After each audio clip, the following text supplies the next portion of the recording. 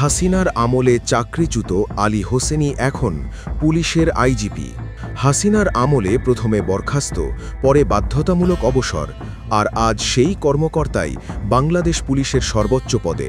বাংলাদেশ পুলিশের নতুন আইজিপি মোহাম্মদ আলী হোসেন ফকিরের গল্পটা যেন ঠিক সিনেমার মতো।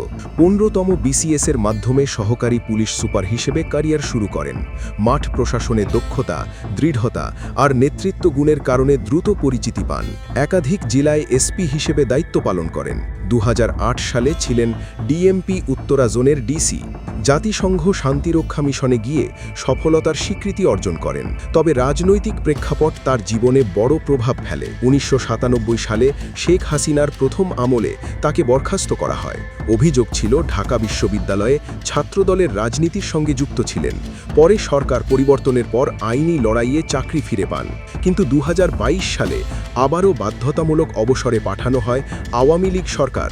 তবে ২০২৪ সালের অগাস্টের পর রাজনৈতিক পরিবর্তনের প্রেক্ষাপটে আইনি প্রক্রিয়ায় চাকরি ফিরে পান।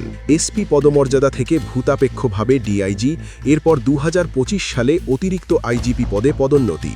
সবশেষে আজ তিনি বাংলাদেশ পুলিশের মহাপরিদর্শক বা আইজিপি। বাগেরহাটের সন্তান আলী হোসেন ফকির, যার কর্মজীবন একাধিকবার থেমে গেছে, আবার শুরু হয়েছে নতুন করে।